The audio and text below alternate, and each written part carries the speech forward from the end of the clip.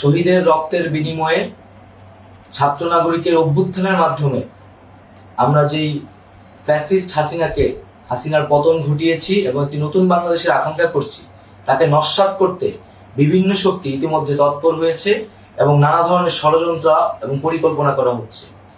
আমরা মুক্তিকামী ছাত্র জনতার পক্ষ থেকে স্পষ্টভাবে বলতে চাচ্ছি যে এই বাংলাদেশকে ফ্যাসিবাদী রেজিম থেকে মুক্ত করার জন্য এবং একটি নতুন বাংলাদেশ, জনগণের বাংলাদেশ প্রতিষ্ঠার জন্য সকল ধরনের ষড়যন্ত্রকে নস্যাৎ করার জন্য, প্রতিহত করার জন্য বাংলাদেশের ছাত্র জনতা কিন্তু সদা প্রস্তুত রয়েছে।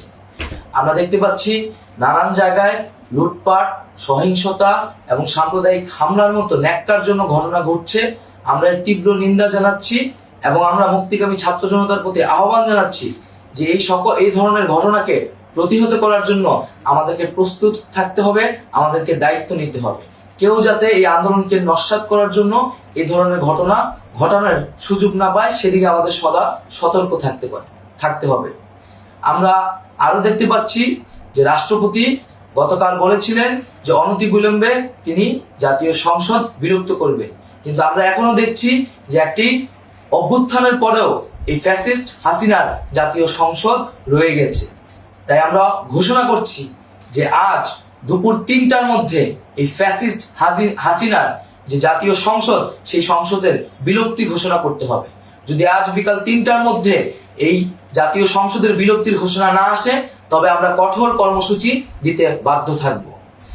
এছাড়া বন্ধুগণ, সবার জন্য আমরা জানাচ্ছি যে আমাদের যে অন্তর্বর্তীকালীন সরকারের কথা আমরা বলেছি, সেই সরকারের প্রধান উপদেষ্টার নাম আমরা ইতিমধ্যে ঘোষণা করেছি এবং এই সরকারের অন্যান্য উপদেষ্টা সহ সামগ্রিক রূপরেখা আমাদের প্রস্তুত রয়েছে।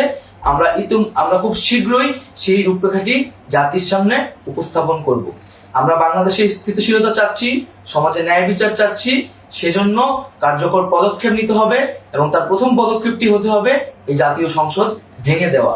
এবং সবার প্রতি আহ্বান থাকবে, আপনারা শান্তিপূর্ণভাবে অবস্থান রাখুন, শান্তিপূর্ণভাবে এবং অহিংসভাবে এবং সকল পরিকল্পনাকে, ষড়যন্ত্রকে নস্যাৎ